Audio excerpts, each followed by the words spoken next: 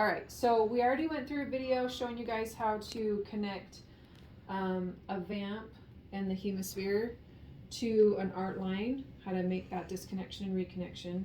So now I want to show you how to hook it up to the Hemosphere. So here's our Hemosphere. You would turn it on, put all of the demographics in, and then all you do for the Acumen is it's green to machine, so you can see there's a green right there. And then you connect it into the Hemosphere. It doesn't matter which one of these you use, just plug that in. And then same here, green to machine. So this one would connect down here to this green one. And then the red just connects to your Philips monitor, just like normal. Okay, and that's it as far as hooking up the Acumen. Once you've got all the patient's information in here, then you just want to zero, and you do that by going to the gears, zero, or we'll go back home. You can just hit this zero right here and it'll pop up that too. Turn it off to the patient, take that off, hit zero, there's a chime. You'd zero the Philips monitor at the same time, wait for the beeps, and then click back home. And then give it a few minutes and it will start giving you numbers. Okay, pause. Okay, so now once you have the Hemosphere connected, let's say now this patient is decompensating and we want to put a PA catheter in, that the Hemosphere does that as well. So what you would do, you'd get the charge nurse in. Once they place the line, you're going to switch over to invasive, from minimally invasive to invasive. So you just go here and hit switch. Yes, I really do want to do that. And then it's switched over. You've got to connect your cables. So with the Swan or PA catheter, it's a red connector. You can leave the Acumen attached. You can actually switch back and forth, but obviously the Swan is going to be more accurate. And then you have another cable with this big guy, and it plugs into there.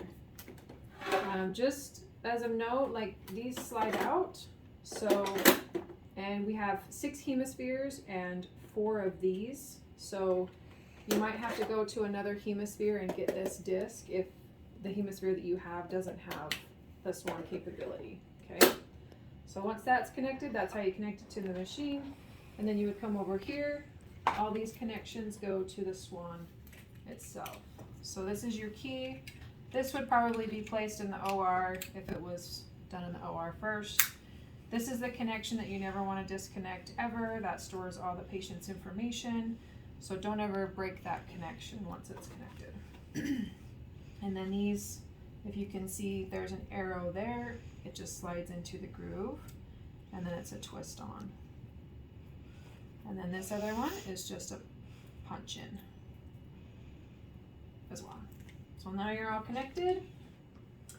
The other thing you want to remember to connect is this to your Philips monitor. Just goes into the side here. That connects, that tells the Hemosphere what the heart rate is. That's all that cable does, okay? The other thing you want to do with the Hemosphere is it does download all your information. So this guy, just like with your other devices, like the vent, you'd want to connect this into your B, C, or D connection, and then scan the device just like you do with your IV pumps. Scan it in as a device and it'll download all the information for you. Remember to put in a BSA first though, or otherwise it won't download for you.